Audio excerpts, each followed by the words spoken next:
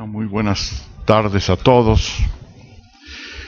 Muchas gracias a los organizadores de este seminario por invitarme a participar en él con estos importantes temas.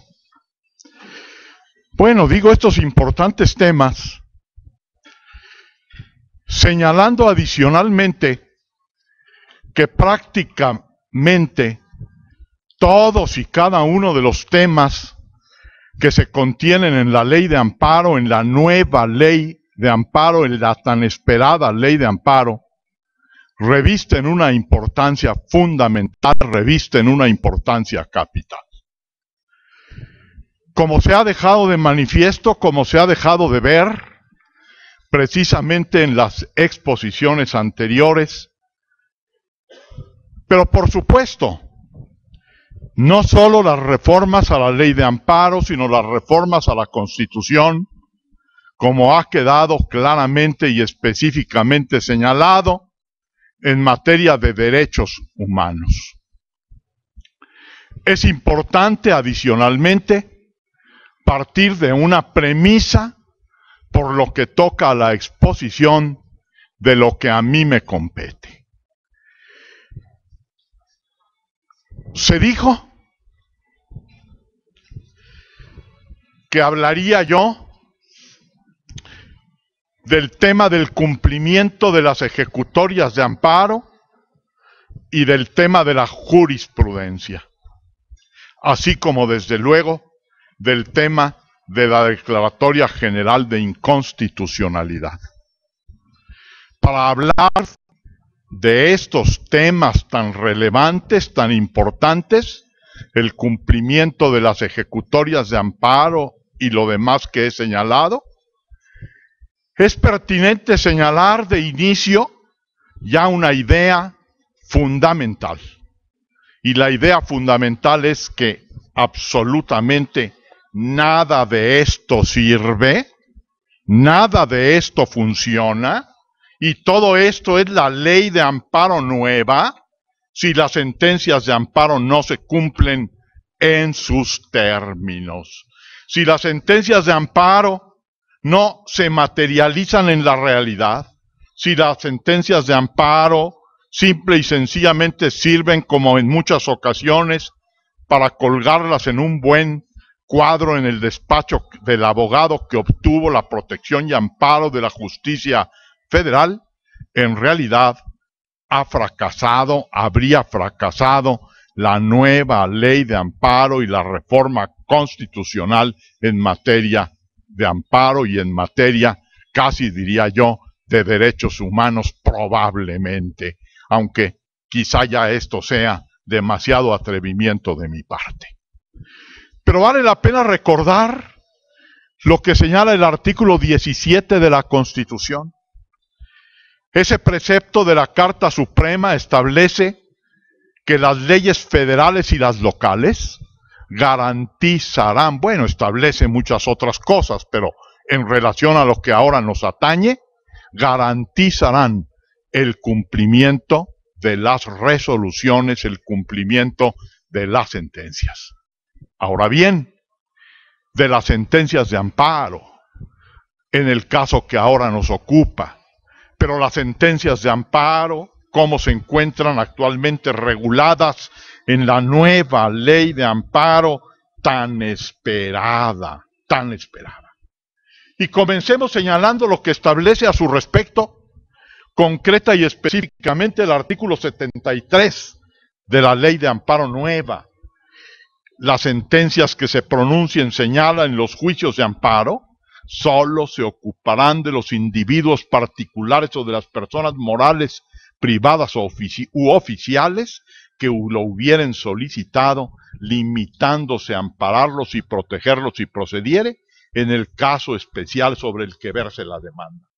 ¿Qué diferencia observan ustedes en esto con lo que anteriormente señalaba la ley de amparo abrogada o con lo que señala la fracción segunda del artículo 107 de la Constitución? Absolutamente ninguna, diría yo. Absolutamente ninguna. De tal manera que tan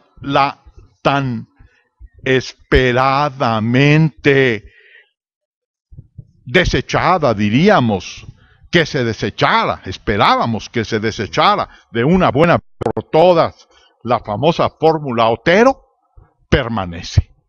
Permanece en la Constitución, en la fracción segunda del artículo 107, y permanece en este precepto de la ley de amparo, de tal manera, pues, que no quepa en lo absoluto lugar a ninguna duda. La fórmula Otero sigue estando vigente y consecuentemente cuando obtengamos una resolución favorable en materia de amparo contra leyes, se infringirá el principio de igualdad previsto en la Constitución. Existirá adicionalmente una Constitución para unos y otra Constitución para otros, y quedará absolutamente roto el orden jurídico constitucional, como queda absolutamente roto siempre que se respeta la fórmula Otero, porque no es posible que se siga ya manteniendo ese anacronismo existente en su momento desde la fundación del juicio de amparo en la Constitución yucateca. La verdad de las cosas es que ya era tiempo que el legislador constitucional y que el legislador ordinario superara la fórmula Otero. Pero claro, se establece una vertiente un tanto cuanto distinta ahora con la Declaratoria General de Inconstitucionalidad. No nos hemos dado el gusto, ni hemos tenido la valentía como nación, como Congreso Federal, como legislador constituyente permanente, a dar el paso, a dar el salto a la abolición de la fórmula Otero, sino que, como lo hemos señalado, ya la fórmula Otero permanece todavía entre nosotros. Ahora bien, en relación con las sentencias de amparo, bien vale la pena adicionalmente comentar lo que deben contener las sentencias de amparo, que en realidad no constituye una novedad fundamental, una novedad importante. La fijación clara y precisa de los actos reclamados, actual artículo 74, anterior artículo 77 de la ley de amparo abrogada.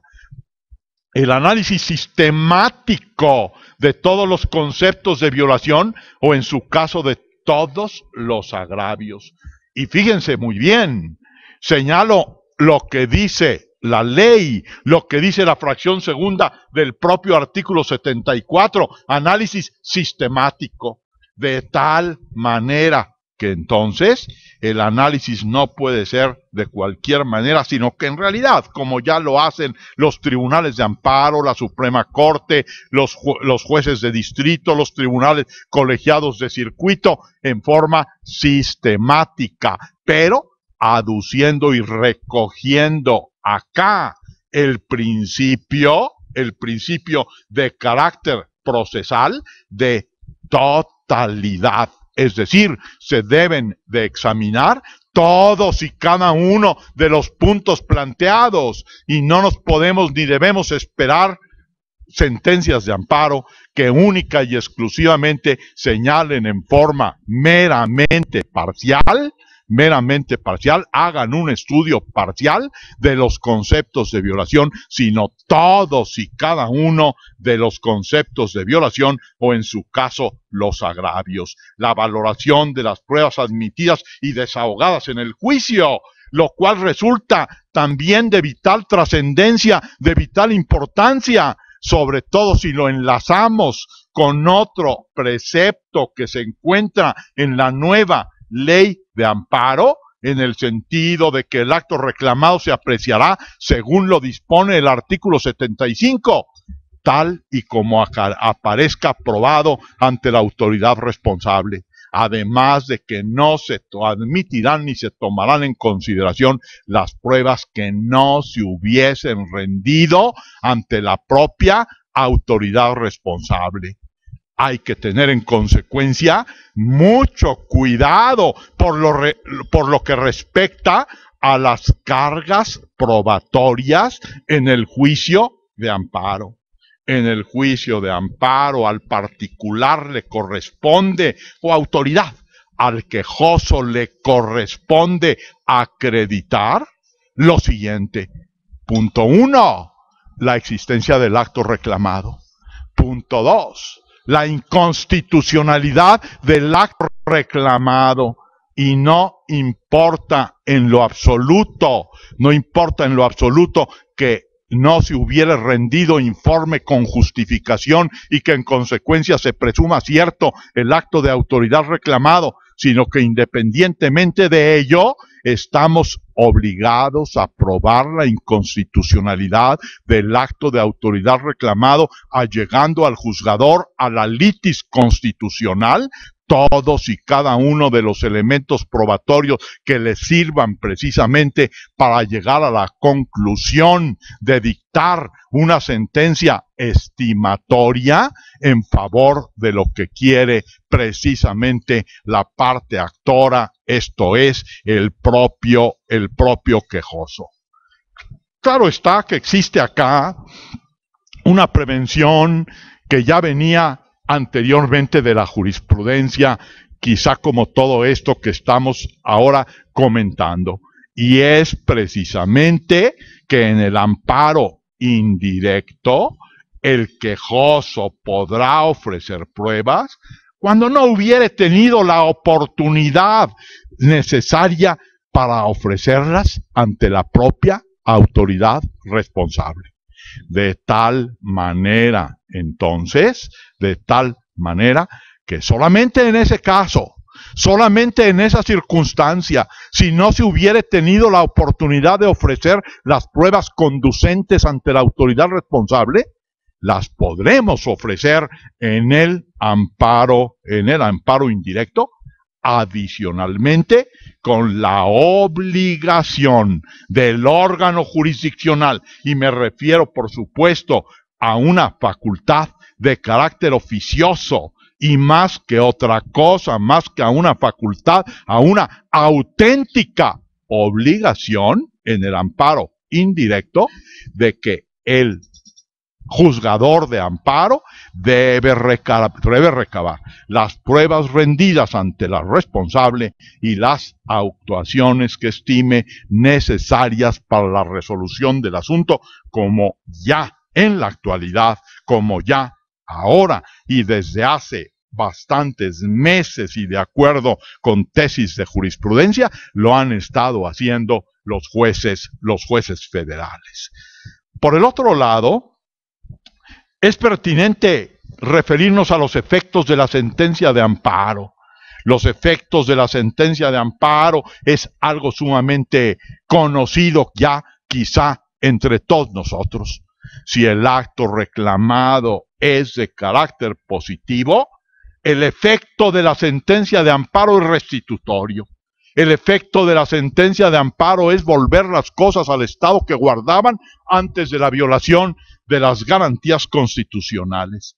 Pero si el acto reclamado es de carácter negativo o implica una omisión, el efecto de la sentencia de amparo será obligar a la autoridad responsable al respeto del derecho de que se trate y a cumplir lo que lo mismo exija, obligando ahora el artículo 77 de la nueva ley de amparo a señalar en el último considerando de la sentencia a determinar al juzgador de amparo con precisión los efectos del mismo, estableciendo las medidas que las autoridades o los particulares deben adoptar para asegurar su estricto cumplimiento y la restitución al quejoso en el goce del derecho. Vale la pena quizá detenerse acá un poco en lo relativo a las omisiones legislativas, aunque ya fue un tema tratado por nuestro amigo el magistrado Jean-Claude Trompetit. El tema de las omisiones legislativas no está en lo absoluto suficientemente claro.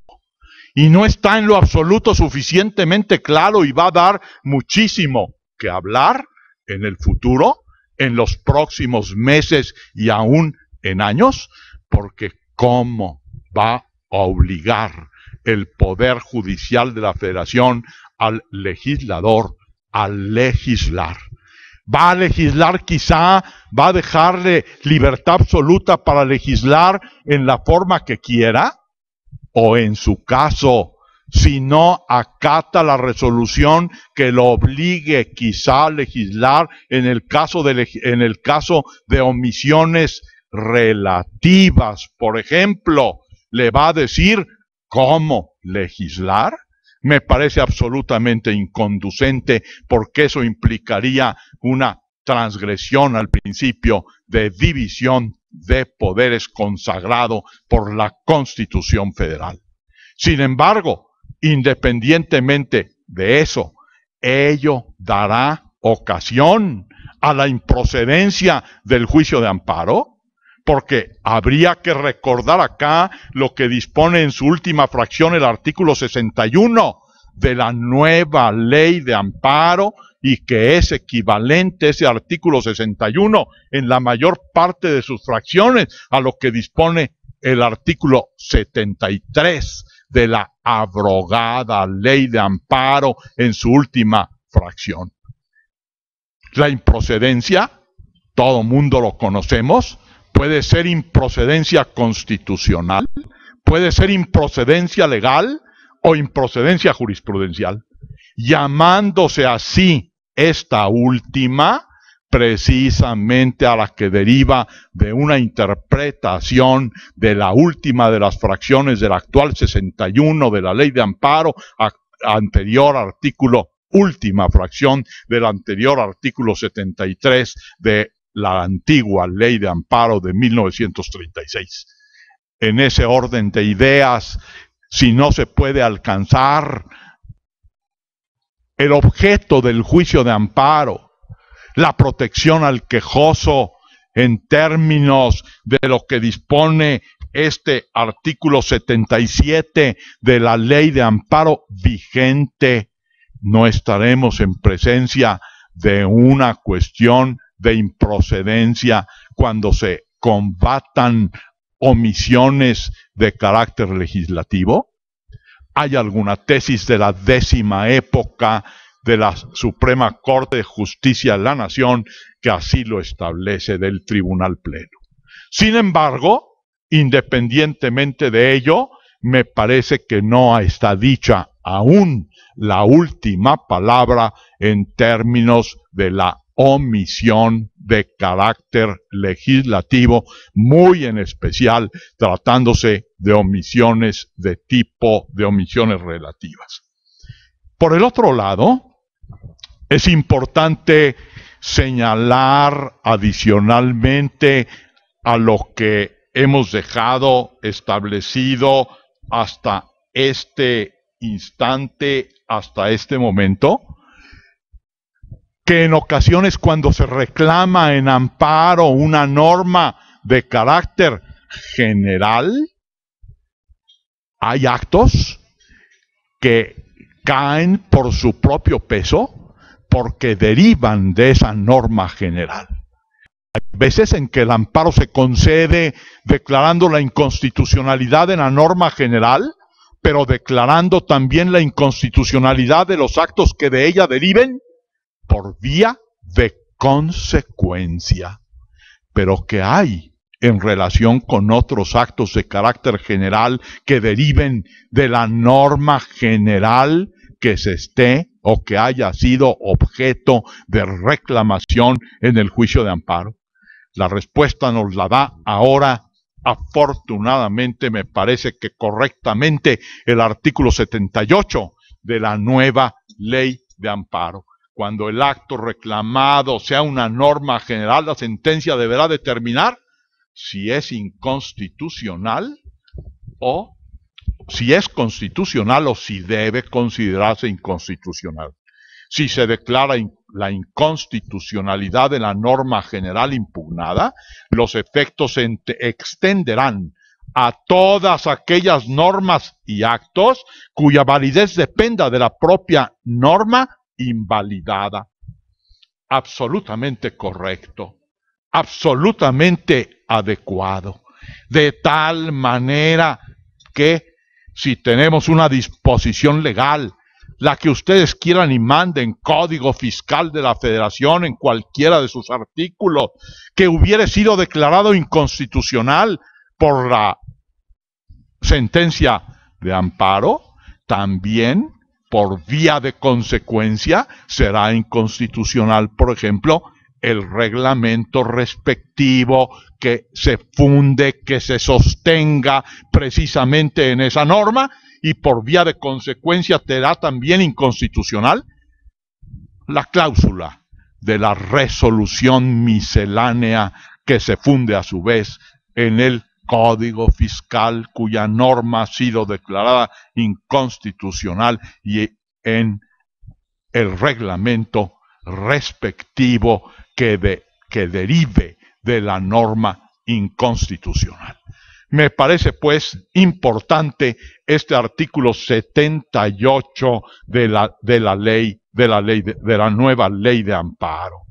Ahora, otros aspectos por lo que se refiere a las sentencias de amparo que resultan también de la mayor trascendencia y de la mayor importancia, es, simplemente por mencionar algunos, el relativo a la suplencia de la deficiencia de los conceptos de violación o agravios.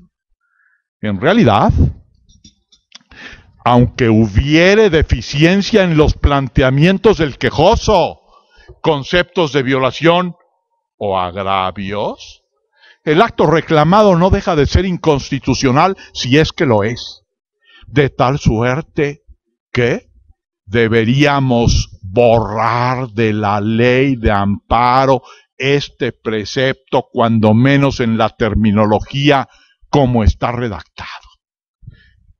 Claro, todo el mundo lo sabemos que desde el punto de vista histórico, la facultad de suplir la deficiencia de la queja ha venido ampliándose, y pudiéramos hacer ese recorrido y análisis histórico para ver cómo se ha ido modificando, ampliando esa facultad del juzgador de suplir la deficiencia de la queja o de los agravios. Pero ya está bueno. Deberían, en realidad, los legisladores, si fueran de verdad garantistas, si fueran de verdad acordes a lo que dice el artículo 1 de la Constitución, borrar de un plumazo todo este artículo 79 y modificarlo y decir que la suplencia de la deficiencia de la queja tendrá lugar en todos los casos, bajo todos los aspectos, en todas las condiciones, y lo mismo por lo que toca a los agravios en relación con los expresados en los diversos recursos que establece la ley de amparo, revisión, queja, reclamación, y también, por supuesto, el nuevo recurso de inconformidad para el cumplimiento de las ejecutorias de amparo al que se refiere la nueva ley de amparo. Ahora, ¿qué es lo que sucede? Prácticamente lo mismo que en la ley anterior, con algunas modificaciones, en cualquier materia, en tratándose de leyes inconstitucionales, en favor de menores e incapaces, cuando se afecte el orden y desarrollo de la familia, en materia penal, en favor del inculpado o del sentenciado, en favor del ofendido o de la víctima, lo cual implica también algo realmente importante en los casos en que tenga el carácter de quejoso o adherente, es decir, que haya interpuesto amparo adhesivo. En materia agraria, lo que no implica ninguna novedad. En materia laboral, en tratándose del trabajador, y también en tratándose en materia laboral, cuando la materia laboral tenga el enfoque de carácter administrativo que deriva del artículo 123 de la Constitución para algunos casos, porque ya sabemos que para algunos casos de excepción no son competentes las juntas relativas para conocer de las cuestiones de índole laboral, sino que lo son los tribunales administrativos. Por el otro lado, también en otras materias, cuando se advierta que ha habido en contra del quejoso del particular recurrente una violación evidente de la ley o que lo haya dejado sin defensa para efectuar por afectar los derechos previstos en el artículo 1 de la ley de amparo. Eso ya estaba, por supuesto, en la ley anterior, pero adicionalmente se agrega en cualquier materia en favor de quienes, por sus condiciones de pobreza o marginación, se encuentren en clara desventaja social para su defensa en el juicio. Yo estoy en clara desventaja social. Soy pobre. Me cuento entre los múltiples pobres que hay en este país. Sin embargo, no sé cómo se lo voy a acreditar al tribunal. ¿Qué le voy a presentar mi declaración de impuestos para que me supla la deficiencia de la queja? ¿Cómo voy a hacer? ¿Cómo le voy a hacer para eso?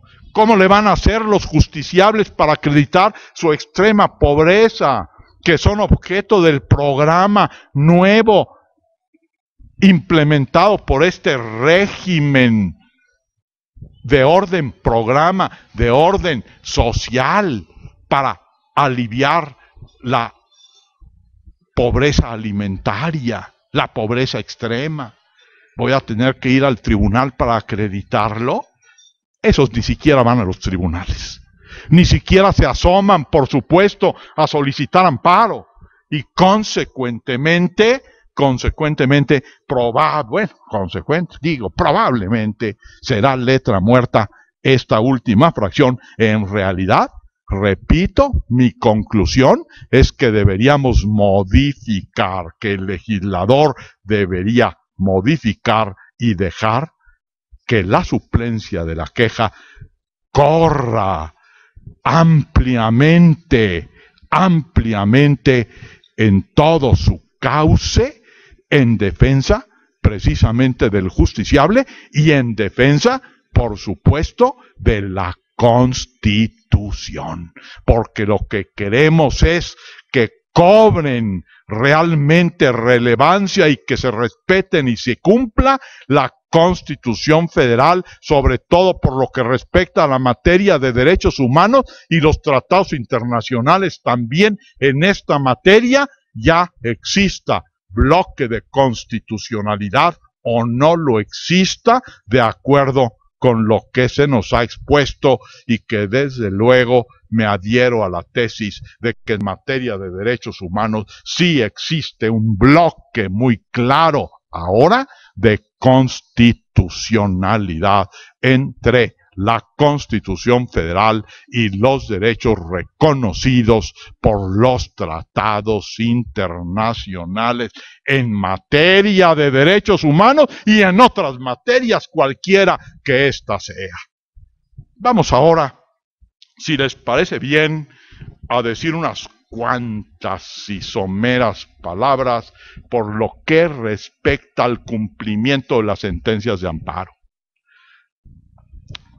Yo no sé cuál sea su experiencia, pero he tenido experiencias de toda índole. Dicta un tribunal colegiado una sentencia hace algunos años en materia de amparo directo, señalándole a la autoridad responsable, Tribunal Superior, Sala del Tribunal Superior de Justicia del Distrito Federal, que dicte una nueva resolución bajo tales lineamientos. Llega la sentencia de cumplimiento. Bueno, para empezar, se notifica a la responsable y la responsable rauda y veloz le comunica al Tribunal de Amparo: ya dejé sin efectos la sentencia anterior, voy a proceder a dictar una nueva. Vaya tontería, cuando menos en mi muy particular punto de vista. A lo mejor es muy inteligente desde otros puntos de vista, no lo niego, pero desde el punto de vista de un servidor es una soberana tontería. ¿Por qué? Porque dictar la sentencia de amparo tiene un efecto. Y el efecto de la sentencia de amparo es desaparecer del mapa el acto reclamado. Consecuentemente, ya no se requiere que la autoridad responsable dicte una resolución señalando y diciendo: he dejado sin efectos la sentencia de amparo. Quien la dejó sin efectos es la autoridad federal, es la autoridad de amparo, no la autoridad responsable. La otra simple y sencillamente debe limitarse a cumplir la ejecutoria en sus términos, ni irse más allá, ni cumplir en exceso, ni cumplir en defecto, sino cumplirla en sus términos, ¿Qué pasó en el caso del ejemplo?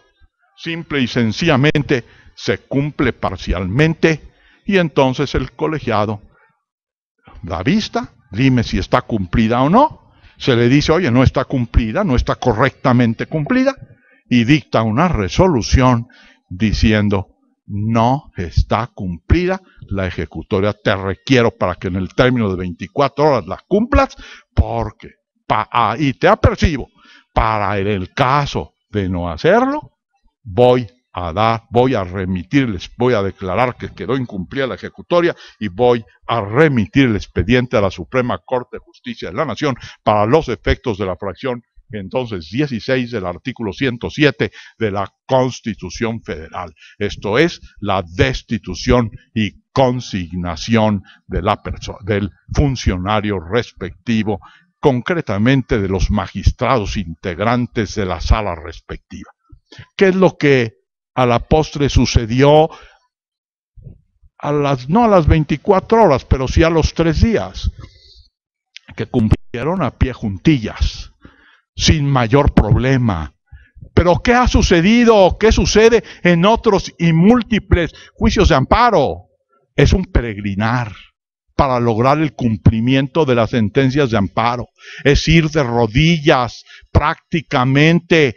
No el justiciable, sino el poder judicial de la Federación, lo que es aún más indigno en mi óptica, en mi sensibilidad, ante las autoridades responsables para decirles: oye, por favor, cumple.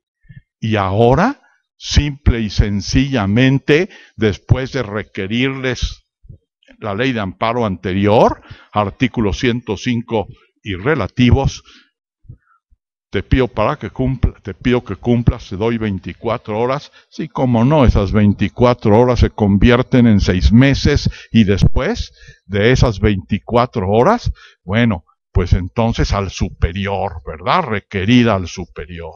Y luego, las 24 horas que se le dan al superior del superior, y existe al respecto esa disposición, ese acuerdo general dictado por la Suprema Corte de Justicia de la Nación en ese orden de ideas, en ese sentido. Y luego, pues ya, se declara que ha quedado incumplida, y al colegiado, para que el colegiado revise el procedimiento y determine si todo fue correcto. Y después, si el colegiado así lo determina, a la Suprema Corte de Justicia de la Nación para los efectos respectivos. Y en la Corte, ¿qué pasa?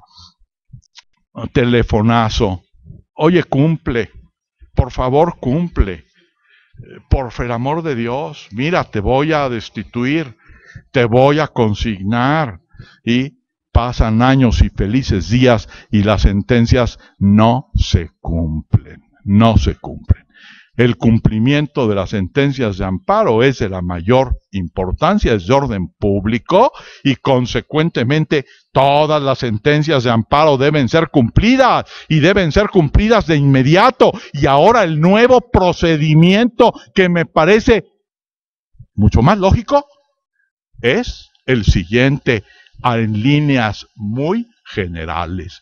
Inmediatamente que se dicta una ejecutoria se notifica a las partes y a la autoridad responsable, otorgándole de inmediato el plazo de 3 días para que cumpla con la ejecutoria de amparo.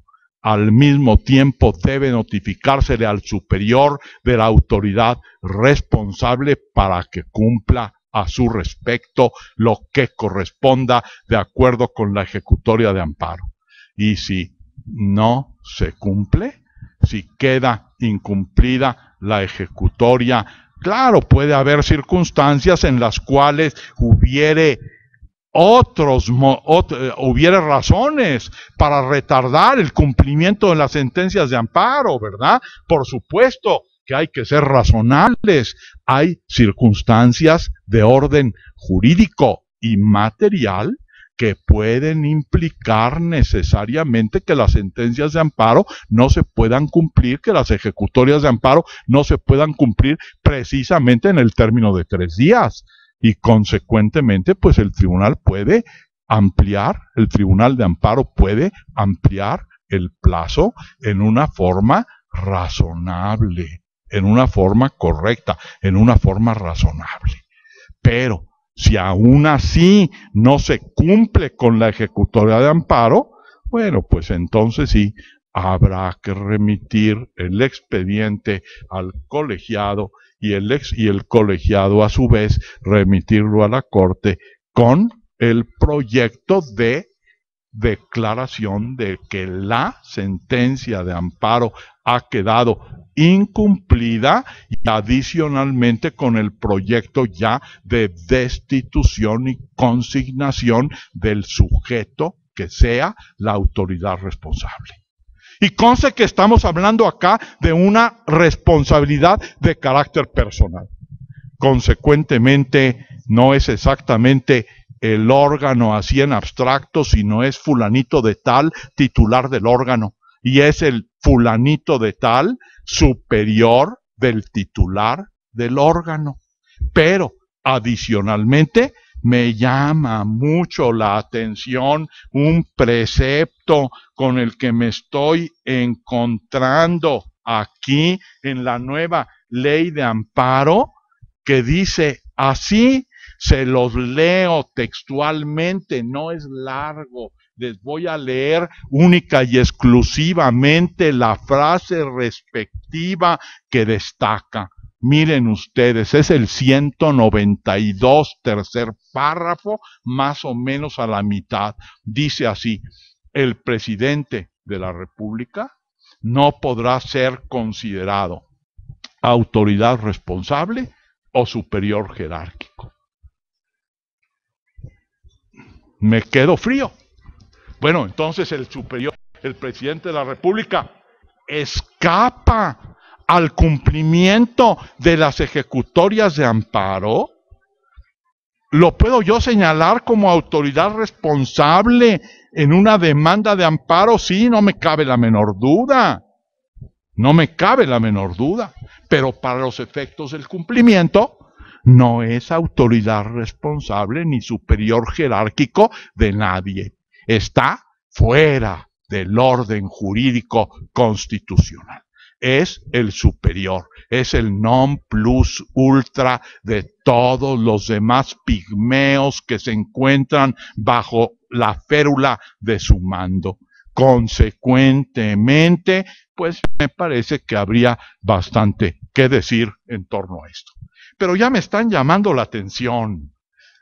Me está aquí el buen Diego cumpliendo con su papel de moderador, diciéndome que tengo 3 minutos, pero me voy a tomar unas 3 horas adicionales.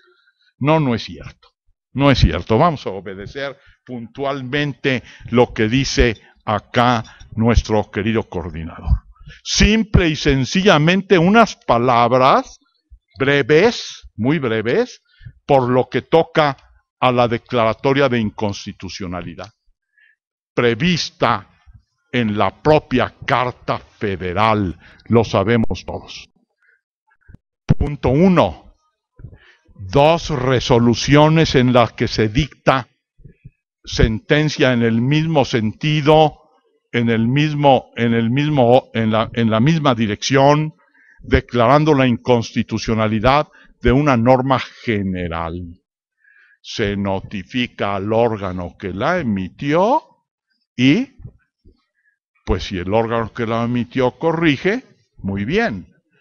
Esperamos a que exista jurisprudencia por reiteración, 5 ejecutorias dictadas en el mismo sentido, no interrumpidas por otra, en contrario, exactamente igual que antes. Si es jurisprudencia del Pleno con una mayoría para la declaratoria de inconstitucionalidad de 8 votos de 11 posibles, más bien para el establecimiento de la jurisprudencia, y desde luego, si es de sala, una mayoría de 4 votos de 5 posibles y de la totalidad del tribunal colegiado de circuito para el caso concreto, y también en su caso pues no tendríamos que olvidar las jurisprudencias que en su momento, aquí estamos hablando de jurisprudencia por reiteración.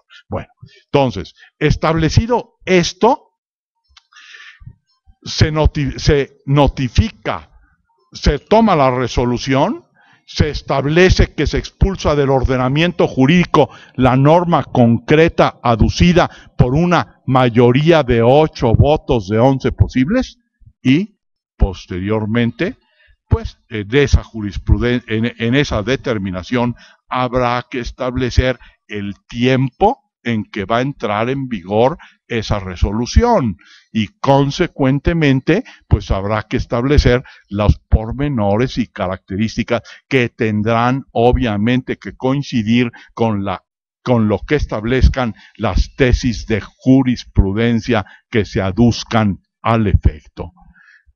Hecho lo anterior, pues la norma general queda fuera del ordenamiento jurídico, y al quedar fuera del ordenamiento jurídico ya no es norma vigente.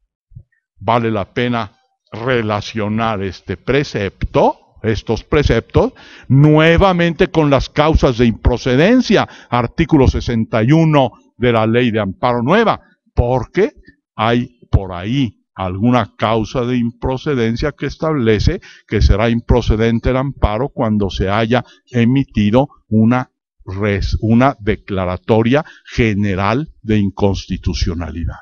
Cabría reflexionar si ello es efectivamente correcto, porque la declaratoria general de inconstitucionalidad tiene efectos hacia el futuro.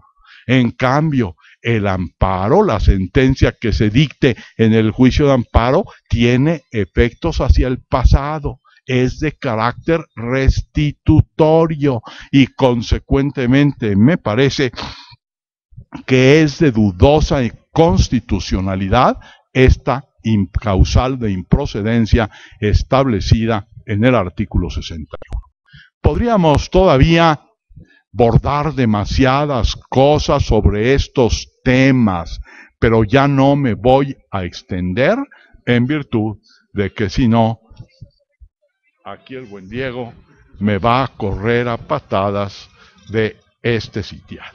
Muchas gracias por la generosidad de su atención.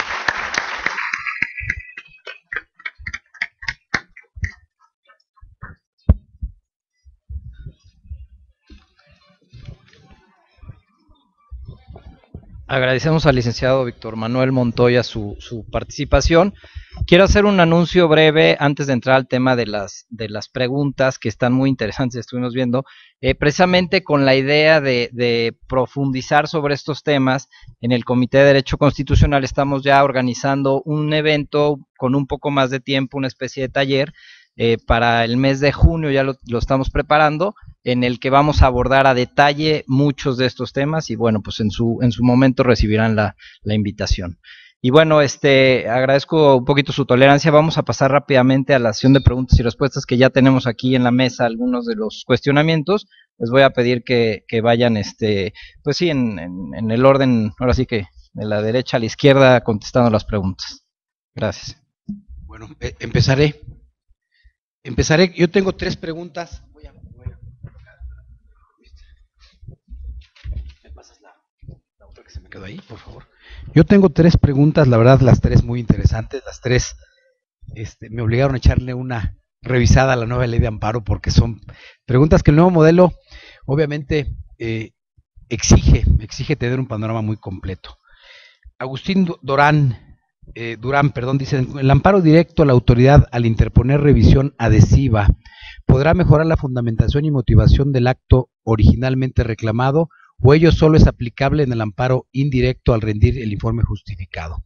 Agustín, yo creo que no puede en la revisión adhesiva plantearse de nueva cuenta el tema de la fundamentación y motivación, porque el objeto del debate ya está circunscrito, resuelto por parte de la autoridad al momento de emitir sentencia. No hay que olvidar que cada fase dentro del proceso tiene su propio objeto de litis y su propio pronunciamiento por parte de la autoridad. Lo que resuelve el juez en primera instancia es la controversia que se plantea por el quejoso, la autoridad responsable y el tercero interesado, y lo que resuelve la autoridad a través del recurso de revisión, ya sea en forma lineal o revisión adhesiva, será simple y llanamente lo que se aduce como agravio en torno a la sentencia pronunciada por la autoridad. En la segunda pregunta es de Elsa Morales. Con el amparo adhesivo desaparecen las manifestaciones al amparo que realizaba el tercero perjudicado en la ley anterior. Yo creo que aquí habría que ver, en un principio yo decía que no, pero me puse a pensar, me puse a reflexionar esta pregunta, Elsa, y yo lo visualizaría de 2 formas. Si es respecto a violaciones procesales, el amparo adhesivo tiene la función principal de hacerlo valer para conservar esas violaciones en vía a un ulterior pronunciamiento una vez que la autoridad de amparo haya modificado la sentencia producto del fallo protector. Sin embargo, para efecto del amparo adhesivo, cuando uno obtiene sentencia favorable o bien tiene interés en la subsistencia del acto, establece el artículo 107, fracción tercera, inciso A, segundo párrafo, que es potestativo establecer la apelación el amparo adhesivo. Es decir, es una oportunidad, un derecho adicional que se le da a quien obtuvo resolución favorable o a quien tiene interés en la subsistencia del acto. Si no pretende presentar su amparo adhesivo, pues entonces gozará y conservará los derechos que tiene como tercero interesado para hacer valer la subsistencia del acto reclamado. La tercera pregunta de Salvador Martínez, de PepsiCo: si un quejoso señala a un particular como autoridad responsable, ¿cuál es en su opinión el debido proceder del juzgador? Fíjese qué interesante pregunta. ¿Deberá ordenar su emplazamiento a fin de conocer la existencia del acto o deberá determinar su calidad de manera previa? Ese es un tema que yo, tengo una respuesta, pero estoy seguro que si eso se le plantea a un juez o a 100 jueces, 100 jueces tendrán 100 opiniones diferentes. Yo creo que en este punto, conforme a nuestro derecho mexicano y a los principios de derecho procesal, el carácter de demandado en principio lo fija el actor. Nuestro derecho mexicano es muy especial, es sui generis. En muchos derechos, el carácter de demandado no es fijado unilateralmente en principio por el actor. En México, yo cuando planteo mi demanda y cuando planteo mi pretensión y mi acción, deduzco cuál va a ser el objeto del pleito, voy a integrar la relación jurídico-procesal porque yo voy a señalar a los demandados y ellos van a acudir a defenderse. En este caso, si el actor señaló a un particular como emisor de un acto que se estima violatorio, considero que el juez tendrá que emplazar a la autoridad o a quien en su caso funja como particular. y este tendrá en su caso, a reserva de lo que el juez resuelva en su momento, expresar a manera de excepciones, es decir, a manera de resistencia, lo que lo lleva a ser considerado como particular equivalente a una autoridad para efectos del amparo, o en su caso a negar el acto reclamado. Pero el juez no podrá, desde mi punto de vista, eliminar la posibilidad de que ese particular venga a juicio y se defenda antes de que el juez determine esa situación jurídica. Como ustedes bien ven, son 3 preguntas muy interesantes que se dan conforme al nuevo modelo y que seguramente, como decíamos, será una ley que obligue a los tribunales y a la Corte a activar mucha jurisprudencia. Hoy más que nunca hay que estar pegados a lo que los tribunales digan, más que a lo que la ley señale, para conocer el juicio de amparo. Muchas gracias.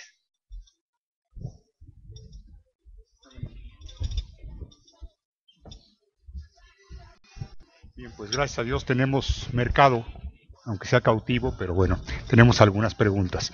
Un poco lo que comentaba Víctor acerca de que los pobres no tienen sentencias de amparo. Bueno, tenemos 3 casos interesantes, se los planteo para que por ahí en sus ratos de ocio, en su trabajo de apoyo a la sociedad, lo hagan, aunque sean abogados de empresa.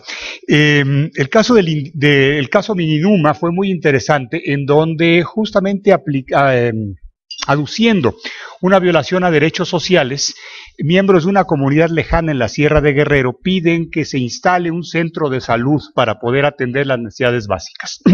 El gobierno del estado les dice, bueno, mira, sabes que ya tengo mi presupuesto definido, y pues si sabes contar, cuenta con que ya no me alcanza dinero para ponerte ahí el centro de salud. Cae el asunto, promueve un grupo interesante de juicios estratégicos, promueven el juicio, y finalmente el juez de distrito dicta sentencia, concede el amparo para efecto de que se establezca el centro de asistencia social, y se cumple con la sentencia plenamente. Hace poco tiempo, la juez primero de distrito en materia administrativa le tocó un caso muy interesante que no se dio a la publicidad mucho porque no les interesó a las autoridades. Fue el caso del indigente de Copilco. Un grupo de estudiantes de la UNAM, inspirados por su profesor, querían obtener una sentencia desestimatoria de amparo. Un señor con condiciones de salud afectadas vivía en unos cartones fuera de la estación de Copilco del metro. Y entonces este grupo de estudiantes proponen el amparo en relación con él, con la idea de que les desecharan la demanda de amparo, no les dieran ningún trámite, y entonces poder tener las condiciones de procedencia para ir a la Corte Interamericana. Cae el asunto con la juez primero en materia administrativa, admite la demanda. Sé que se enoja mucho el abogado porque no tenía ya su condición, pero la juez rápidamente dicta sentencia y condena a las autoridades del gobierno del DF a que le den atención médica, a que le den derecho a la vivienda, porque estaba en situación de calle, por supuesto, y que le den asistencia médica y reinserción a su hogar. Creo que es también un asunto interesante. Hace algunos meses también resolvimos un caso en el tribunal sobre la ley del seguro social, en donde una persona había dejado de trabajar. Se cumplen las que son 8 semanas, ¿no?, que tiene de vigencia todavía después de que deja de trabajar, y resulta que en el ínter, para cumplirse tiempo, su hijo enferma, acude a la clínica del IMSS, lo están atendiendo, y en ese ínter se da el tiempo. Entonces le dicen al señor, ¿sabes qué? Aquí está tu hijo, ya no te lo podemos seguir atendiendo, y además nos debes tanto de gastos que se han expensado en este sentido. Bueno, también nosotros ahí concedimos el amparo en el sentido de que ese artículo de la ley del Seguro Social, creo que es el 108, si no mal recuerdo, debía de entenderse de una forma amplia y aplicando justamente el derecho a la salud y las convenciones internacionales que México ha suscrito en ese sentido. Entonces, yo creo que estos son algunos ejemplos de cómo los derechos sociales, incluso antes de la reforma, ya se venían protegiendo y se venían defendiendo. Pero la idea es que ahora ustedes nos promuevan, nos motiven, nos provoquen a que los jueces podamos resolver en ese sentido. Lo que decía Víctor acerca de la sentencia, sí hay una frase muy común en los Estados Unidos, "For there's no remedy, there's no right", ¿no? Si no hay remedio, pues no hay derecho. Y creo que eso es algo interesante de la reforma. Ahora se tiene un procedimiento muy sencillo, muy claro, muy versátil, muy eficiente para poder conseguir las resoluciones. Ojalá y no lo compliquemos con jurisprudencia que estorbe, la apliquemos como está, se sancione a 2 o 3 autoridades, no se necesitan muchas más, que se corra la voz y ya verán cómo se van a empezar a cumplir las sentencias. Creo que eso es la solución, lo he dicho desde hace años, que el punto es nada más que se aplique determinadas sanciones en su momento y con eso lo conseguimos. Bueno, algunas preguntas que me hicieron favor de llegar, me dice, ¿es posible atender por actos, aquí la luz no me queda muy bien, entender por actos reclamables de particulares? Bueno, los actos de particulares, según la ley, serían cuando el particular esté investido por alguna disposición legal de facultades semejantes a una autoridad, especialmente el caso de los concesionarios. Básicamente, cuando una ley le permita al particular poder actuar de manera unilateral y vinculatoria, ha sido el criterio tradicional. Sin embargo, algo que también se plantea ahora, sobre todo ya en el caso de suspensiones, es cuando a los particulares les toca ejecutar o participar en la ejecución del acto de autoridad. Y en este caso, la suspensión, por supuesto que también se puede decretar y dirigir directamente a los particulares. Pero un tema que me parece es novedoso en el entendimiento de los derechos fundamentales es la dimensión objetiva que tienen los derechos fundamentales. Esta idea que originalmente se desarrolló por el Tribunal Constitucional alemán, pero que algunas sentencias, sobre todo del ministro Saldívar, las han estado planteando, cómo los derechos fundamentales tienen una dimensión subjetiva de protección a la persona, pero también una dimensión objetiva que irradia y que se expande a todo el orden jurídico y por tanto impacta y tiene efectos hacia todo el orden jurídico y a la sociedad. Y también en ese sentido el tribunal alemán llegó a la conclusión de que hay determinados derechos fundamentales que tienen una eficacia no solamente vertical de autoridad gobernado, sino una eficacia horizontal entre particulares. Es un asunto de hace unos cuantos años del Tribunal Constitucional alemán, el caso Lüth del año 1958, entonces les digo, reciente, ¿no? Nosotros lo estamos viendo como la gran cosa novedosa ahora, pero bueno, ya se ha dado hace algún tiempo en Europa este alcance de los derechos fundamentales. Hay otra pregunta aquí acerca del arbitraje comercial, si los actos de arbitraje comercial pueden ser reclamables en amparo. Yo creo que no, porque el caso del arbitraje comercial se ha pactado, se ha establecido y se ha estipulado por las partes.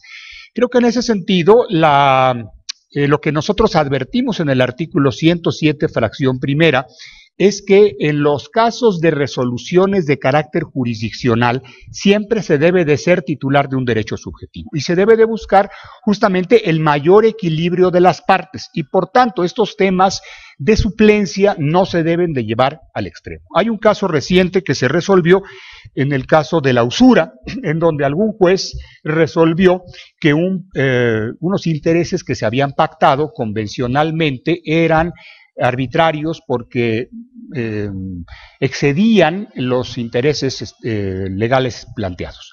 Y creo que lo resolvió acertadamente la Corte y dijo, bueno, en los pactos entre particulares no se pueden imponer condiciones distintas o no se puede desatender aquellos intereses y aquella propia convención que se tuvo entre las propias partes, entre los particulares. Lo que sí se puede hacer en el arbitraje comercial, pues es el acto de homologación, ¿no? Ese sí es reclamable en amparo. Hay otra pregunta por aquí, ¿el aumento de gasolina puede ser reclamado en amparo? Yo creo que el aumento de gasolina es un acto de gestión, es un acto en donde está actuando la autoridad, la administración pública, definiendo precios públicos, lo cual no me parece que quede directamente en el caso de un acto de autoridad. Lo que sí podría ser cuestionable sería si no se está creando las condiciones de fomento y las mejores condiciones para promoción de los derechos fundamentales y el desarrollo económico, social de las personas, que esto es un tema importante que ahora lo prevé el artículo 1 constitucional, en donde las obligaciones de la autoridad no son solamente de no violar los derechos, sino también de fomentar, de promover y de proteger. Entonces, en ese sentido, me parece que si se enderezara la acción un poco por este tipo de actos más específicos, probablemente se pudiera lograr obtener algún tema. Porque el simple hecho de que se afecte a un colectivo no generaría necesariamente la afectación necesaria. Otra pregunta dice, que si se puede legislar, como dice aquí, se puede utilizar el juicio de amparo para que se legisle en relación a una regulación. Sí es cierto que la suspensión provisional ya no se puede conceder. No, la suspensión provisional, claro que sí se puede conceder, queda muy clara la ley de amparo en ese sentido, sí sigue subsistiendo plenamente la regulación de la suspensión provisional, incluso si ven ustedes después con detalle el esquema, queda ahí muy claro que sí procede esta primera etapa de suspensión provisional y luego definitiva. Ahora, ¿se puede legislar para emitir alguna regulación? Yo creo que sí, y esto es la idea justamente de la omisión legislativa. Aquí lo que habrá que hacer es plantear esta omisión legislativa, qué derecho fundamental está afectando, o la eficacia o la plena vigencia de qué prerrogativa constitucional está, digamos, ofertada hacia los gobernados y no se está cumpliendo o no se está atendiendo por parte de la autoridad. Un poco como los novios o las novias, que se ofrece pero luego no se cumple, ¿no? Entonces, bueno, esa parte que se incumplió, pues ahora tú te comprometiste, tú dijiste que sí, pues ahora cumples tal como ofertaste que lo ibas a hacer. Entonces, creo que aquí el tema sería, hay que acreditar que derecho fundamental, lo que ha resuelto la Corte de Colombia, por ejemplo, es que muchos casos de omisión legislativa relativa se generan situaciones de desigualdad, se generan situaciones de afectación, de discriminación hacia ciertos sujetos, y el caso europeo ha sido muy interesante, cómo la omisión legislativa puede crear una responsabilidad patrimonial, y por omisión legislativa se puede condenar al Estado al pago de una reparación, de una cantidad económica, justamente por los daños o los perjuicios que se causan dada esa omisión legislativa. Otra pregunta aquí dice, ¿se puede conceder el amparo para que se emita una norma oficial que busque respetar las condiciones de los discapacitados? Sí, aquí el tema sería cuál es el derecho, se me ocurre pensar del Pacto Internacional de Derechos Económicos, Sociales y Culturales, del Protocolo de San Salvador, de este otro pacto que tenemos para la no discriminación y para la afectación de las personas en situación vulnerable. Y si no se ha emitido una regulación, que es un poco la idea que yo les planteaba, esta política pública o este derecho fundamental que se tenga, ¿qué sucede cuando no hay una política pública adecuada? En principio, la idea es el juez no puede ser un elaborador de políticas públicas y no se puede poner justamente esa, atribuir esa facultad o esa función. Sin embargo, cuando la omisión o la indebida ejecución de la política pública está generando esa afectación en el núcleo fundamental y básico de un derecho fundamental, no solamente de carácter individual, sino de carácter social, pues claro que sí puede ser reclamado. Y estas son las ideas que han estado generando una serie de sentencias muy importantes en los tribunales europeos, pero también en muchos tribunales latinoamericanos, ¿no? El caso, por ejemplo, de Brasil, en donde personas en condiciones económicas que no les permitían adquirir medicamentos, por ejemplo, para atender enfermedades como el VIH, empezaron a acudir ante la autoridad diciendo, ¿sabes qué? No tengo recursos, no puedo comprar esta medicina, si no la obtengo me voy a morir, así es que, juez, otórgame un mandato de injunção, se llama en Brasil, para que me entregue el servicio de salud, me entregue la medicina. La respuesta del servicio de salud fue, esto no está dentro de mi catálogo de medicamentos, no te los puedo entregar. Los jueces dijeron, sí se lo tienes que entregar, porque es un aspecto fundamental. Esto llegó a un momento dado en que generó un costo importante que ya no podía seguirse afrontando, y lo que tuvo que hacer el gobierno brasileño fue recuperar la titularidad de la patente, y entonces él se dedicó a fabricar estos medicamentos a un costo muy, muy bajo y poder atender justamente esa necesidad social de clases que no podían tener acceso al mismo. Finalmente hay una pregunta sobre las marcas. Dice, ¿hay interés legítimo en materia de propiedad intelectual que pueda aducir el público consumidor cuando sufre una afectación? Y luego me habla por aquí de una marca que sea descriptiva o semejante. Bueno, aquí el caso de una marca que no sea, digamos, distintiva, que es la característica que debe de tener una marca, sino que, por el contrario, sea una marca descriptiva o sea una marca que genere confusión por ser semejante a otras. Esto lo que generaría, y hay una acción muy clara en la ley de propiedad industrial, es solicitar la nulidad de esa marca. La persona que quiera obtener la nulidad de esa marca que fue mal concedida, debe de promover una nulidad de la marca, y en función de la respuesta que le dé el INPI, ahí se genera naturalmente un derecho subjetivo y se puede impugnar y se puede cuestionar esa situación. En todo caso, bueno, habría que ver cuál es el acto de omisión del INPI en este sentido, pero me parece que es bastante claro, y los consumidores en sí mismos, qué afectación están teniendo por una marca que genera confusión. Pudiéramos hablar un caso ahí de publicidad engañosa. Habría que analizar y ver cuál es la acción o la omisión del INPI que está generando esa afectación al consumidor, pero más bien aquí que afectar al consumidor se estaría dando en relación a otro agente económico, ¿no? Que es el que busca justamente obtener un registro, o bien que desaparezca esa marca para que pueda tener vigencia alguna otra que a él le pertenece. Gracias.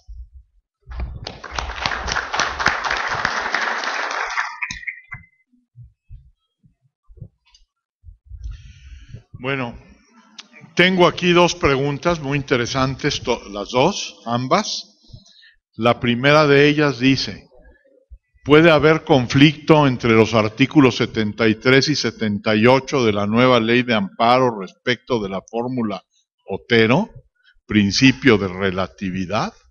Bueno, el artículo 73 de la nueva ley de amparo establece el principio de relatividad recogido de la fracción segunda del artículo 107 de la Constitución. Por su parte, el artículo 78 de la nueva ley de amparo dice lo que ya quedó expuesto, en el sentido de que si se concede el amparo en contra de una norma general, eso lleva como consecuencia la concesión del amparo, la afectación de las normas que derivan de la norma principal reclamada. En mi opinión, eso no infringe, no viola en ninguna manera el principio de relatividad de las sentencias de amparo.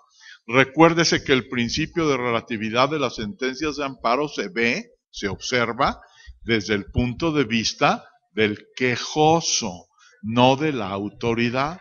Todas las autoridades de este país están obligadas al cumplimiento de las ejecutorias de amparo, aunque no hubieran sido parte en los juicios de amparo respectivos, de tal manera que si se dicta una ejecutoria, sea cual sea, respecto de la cual alguna autoridad no litigó, pero que por sus funciones, por razón de su competencia, tenga alguna injerencia en el acto de autoridad, en los efectos de la sentencia, tiene que cumplir también con la resolución. En la resolución, en el acuerdo general dictado por el Pleno de la Suprema Corte de Justicia de la Nación en torno al cumplimiento de las ejecutorias de amparo, se establece con mucha claridad que los jueces de amparo deben requerir por el cumplimiento no solamente a las autoridades directamente responsables, sino también a las autoridades que de alguna manera se encuentren vinculadas al cumplimiento de las ejecutorias de amparo. De tal manera que entonces mi respuesta es que esto no es de ninguna manera atentatorio al contra el principio de relatividad que establece la fracción segunda del artículo 107 de la Constitución. Una segunda pregunta dice así: bajo la anterior ley de amparo se hizo valer el recurso de queja por falta de cumplimiento no resuelto, dice. Ahora el tribunal colegiado aplica el artículo 192 y da vista a la quejosa y a los terceros interesados, y el colegiado dirá si se cumplió o no se cumplió. ¿Cómo queda el recurso de queja? Bueno, pues la respuesta es a este respecto y en torno a esta interesante pregunta, muy importante. El recurso de queja ya no está vigente en este aspecto. Por lo que respecta al recurso de queja en materia del exceso o defecto en el cumplimiento de la sentencia de amparo, ya ese recurso pasó a la historia en la nueva ley de amparo. Recuérdese que el recurso de queja regulado por el artículo 95 de la ley de amparo abrogada era un recurso de queja, un recurso totalmente obsoleto, totalmente, en muchos aspectos, totalmente regulaba como recurso lo que no era un recurso. En realidad, este tipo de cuestiones relativas al exceso o defecto en el cumplimiento de las ejecutorias de amparo, más que otra cosa, son incidentes para el cumplimiento, para fijar con precisión cuál debe ser el alcance en el cumplimiento de las sentencias de amparo, pero no era propiamente un recurso como lo aprendí en el libro de los incidentes del juicio de amparo, escrito pues, por nuestro querido amigo, el magistrado Jean-Claude Trompetit, que ya nos anunció una nueva edición que estaremos esperando con muchas ansias. Por el otro lado, bien merece la pena señalar en torno a esta pregunta una cuestión adicional. Y esa cuestión adicional radica en lo que establece el artículo 3º, y me refiero no ordinario, sino al 3º transitorio de la ley de amparo en vigor, de la nueva ley de amparo. ¿Qué dice este artículo 3º transitorio? Los juicios de amparo iniciados con anterioridad a la entrada en vigor de la presente ley continuarán tramitándose hasta resolución final conforme a las disposiciones vigentes a su inicio.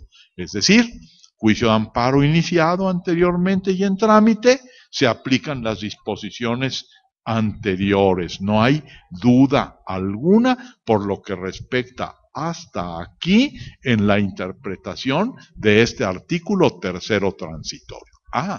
Pero viene una salvedad.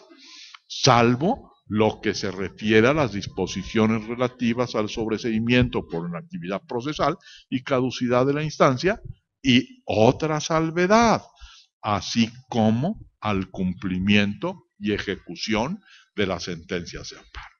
Miren, este precepto, artículo 3º, ha creado en los tribunales múltiples problemas.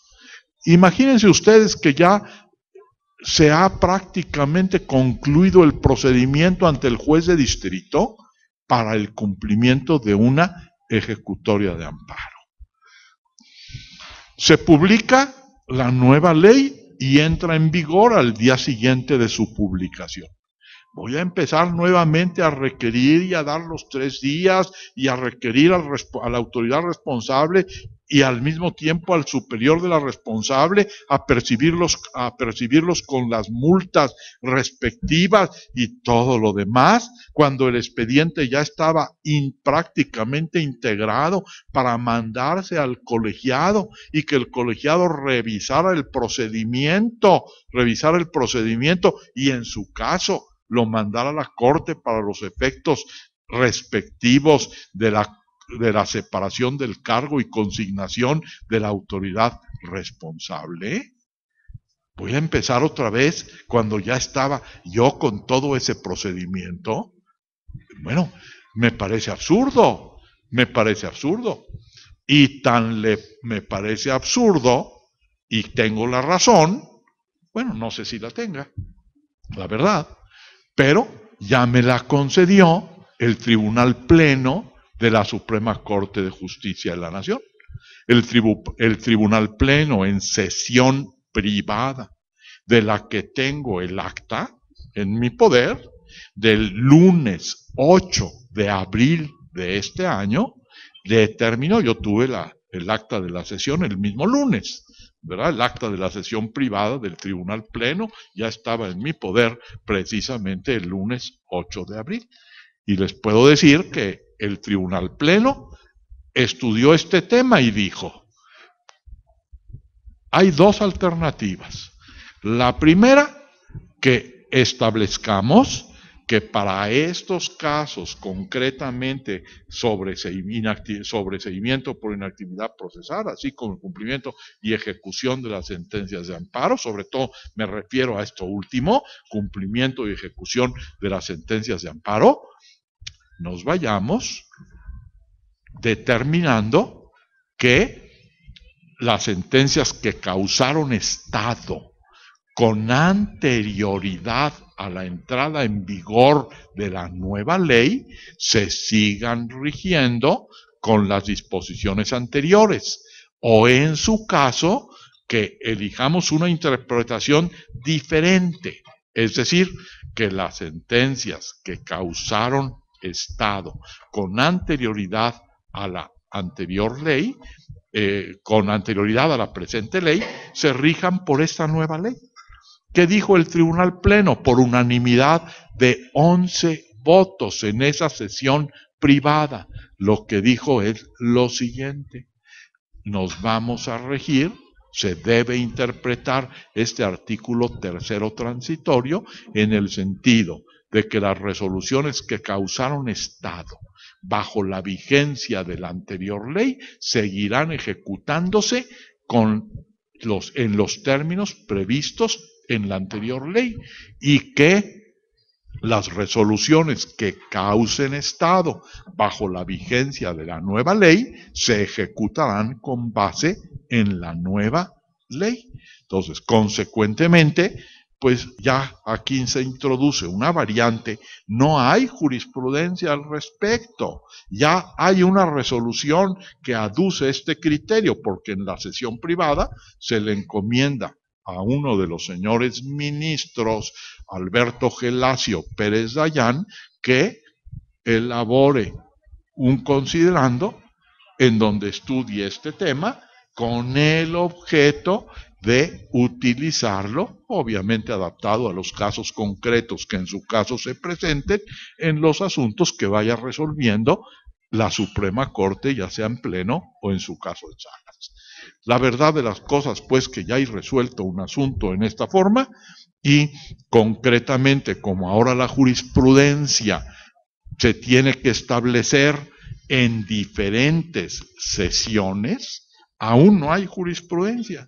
Y si ustedes observan la última lista de asuntos en el tribunal, en la Suprema Corte, en la última lista vienen en primer lugar listados varias acciones de inconstitucionalidad, Oaxaca, Guanajuato, etcétera, y algunas otras, además de las que resolvieron el día de ayer, en donde se votó mayoritariamente en contra del proyecto de la ministra Olga Sánchez Cordero, pero además hay todos los demás asuntos, son cuestiones de inejecución de sentencias. Hay como 30 o 40 asuntos de inejecución de sentencias ya listados actualmente. ¿Qué quiere decir? Que este criterio del Pleno va a ser jurisprudencia en un 2x3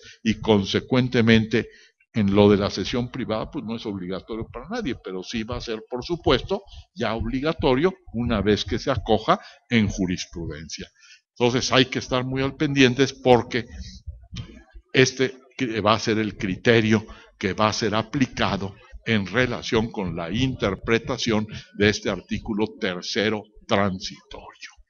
Muchas gracias, Víctor. Muchas gracias a todos los expositores. A nombre de ANADE, quisiera hacerle una entrega de unos reconocimientos a cada uno de los expositores por su brillante participación y la generosidad de su tiempo. Quiero decirles que ANADE ya desde hace algún tiempo se ha dado la tarea de que cada vez que tenemos algún expositor participando en alguno de las conferencias que se organizan en el colegio, ANADE otorga un donativo por cuenta del expositor a una institución. En el caso concreto lo hacemos a PROED, que es una institución que se dedica a apoyar a los niños de escasos recursos para que logren realizar sus estudios a nivel básico, a nivel elemental. Y bueno, pues en este caso, por conducto del magistrado Jean-Claude Trompetit, le estamos otorgando un donativo a PROED. Muchas gracias, magistrado, por esta brillante participación.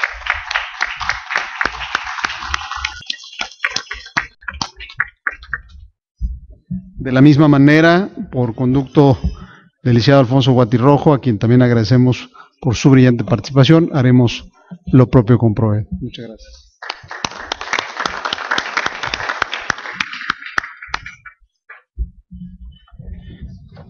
Finalmente, en el caso del licenciado Víctor Manuel Montoya Rivero, también haremos lo propio. Muchas gracias por la brillante participación y la clarísima exposición en cuanto a las respuestas a las preguntas que hicieron todos ustedes. Gracias, Víctor.